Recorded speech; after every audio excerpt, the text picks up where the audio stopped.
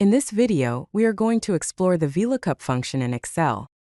This is the ultimate guide to using both exact and approximate match.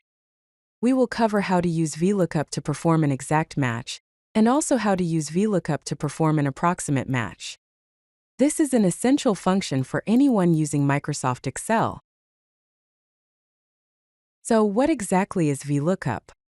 It is a vertical lookup function that searches for data in tables. The V in VLOOKUP stands for vertical, meaning it searches vertically down columns to find matching values in those tables. Let us explore the syntax of the VLOOKUP formula. The formula is equals to VLOOKUP, open parenthesis, lookup underscore value, comma, table underscore array, comma, column underscore index, comma, range underscore lookup, close parenthesis. The lookup value is the value to search for. The table array is the range of cells containing the data you want to search through. The column index is the column number from which to return a value. The range lookup is either true or false, specifying whether you want an approximate or exact match. Here we have a sample employee data table that we will use for our examples. The table contains the employee ID, name, department, and salary for each employee. Note that the employee ID is in column A, and we will be using this column to look up information about specific employees. Let us walk through an example of how to use VLOOKUP for an exact match. The formula is equals to VLOOKUP open parenthesis 103, A2 colon D6, 2, false close parenthesis. In this formula, we are looking for the employee with ID 103 in the range A2 to D6. We want to return the value from column 2, which is the employee's name. We set the last parameter to false to ensure that we find an exact match. The result is Mike Davis. The false parameter in VLOOKUP requires an exact match. The key features of using false are that it finds exact matches only. It returns the error n/a if no exact match is found, and the data does not need to be sorted when using false for an exact match.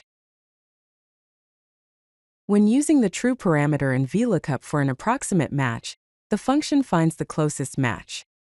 Key features of using true includes it finds the closest smaller value, making it great for ranges and grades. It is important to note that the data must be sorted in ascending order when using true. Here is an example of using VLOOKUP for grade lookup. We have a table that assigns grades based on scores. The formula is equals to VLOOKUP, open parenthesis 85, A2 colon B6, 2, true close parenthesis. This formula looks up the score 85 in the range A2 to B6 and returns the corresponding grade from column 2. Since we are using true for approximate match, it finds the closest match without exceeding the lookup value, which in this case is 80. Therefore, the result is grade B. Let us explore some common errors that you might encounter when using the VLOOKUP function. The first error is the n/a error, which indicates that the value was not found in the lookup table. To solve this, check that your spelling and data types match exactly. The second error is the ref error, which means that the column index exceeds the table range. To solve this, ensure that the column number is within the table bounds. Another common mistake is getting the wrong result because you needed an exact match but used an approximate match. To solve this, make sure to use false for exact match lookups. Finally, if you are using true for approximate match, you must ensure that your data is sorted in ascending order. To effectively use the VLOOKUP function, here are some best practices to keep in mind. Use false for exact matches when you need precise data lookups and unique identifiers. Use true for approximate matches when working with ranges, grades, and sorted numeric data. Always ensure that your data has consistent formatting and no extra spaces to avoid errors. Use $signs to create absolute references to lock table ranges when copying formulas, ensuring they always refer to the correct data. If you like this video, hit that like button and don't forget to subscribe. Visit codelucky.com for more such useful content.